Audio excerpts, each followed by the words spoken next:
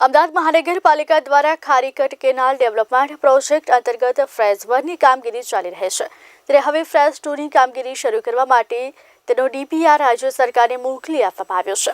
Standing કમિટીમાં આ નિર્ણય લેવાયો છે। ડીપીઆરને રાજ્ય સરકાર તરફથી લીલી ઝંડી મળ્યા બાદ વધુ ડેવલપમેન્ટની કામગીરી શરૂ કરવામાં આવશે। નરોડા, વટવા, ઘોડાસર વગેરે જેવા વિસ્તારમાંથી પસાર થતી ખારીકટ કેનાલને ડેવલપ કરવામાં આવશે। કેનાલ ડેવલપ કરાતા અવરજવર માટે લોકોને સરળતા રહેશે। 1003 કરોડના ખર્ચે આ ડેવલપમેન્ટ કરવામાં આવશે। આ ઉપરાંત કોર્પોરેશન દ્વારા નાળા ફ્રી અમદાવાદનો અભિગમ અપનાવવામાં આવ્યો છે, જે અંતર્ગત શહેરમાં આવેલા વિવિધ નાળા આગામી સમયમાં પૂરી દેવામાં આવશે, જેમાં કાળી ગામનું ગરનાળું, ડી કેબિન ગરનાળું, ગોધાવી મેન કેનાલ વગેરેનો સમાવેશ કરવામાં આવ્યો છે। આ તમામ કામગીરી 2598.55 કરોડના ખર્ચે કરવામાં આવશે।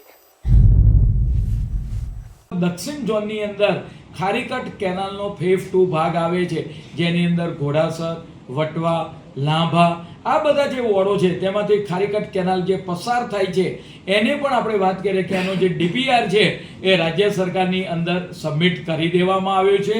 તદુપરાંત ઉત્તર પશ્ચિમ ઝોનની અંદર ગોદાવી કેનાલ આ બધા એક ખુલ્લા નારા હતા, પરંતુ મહાનગરપાલિકા દ્વારા તબક્કાવાર આ તમામ જે નારાઓ છે એની અંદર ડક બનાવવામાં આવી રહી છે।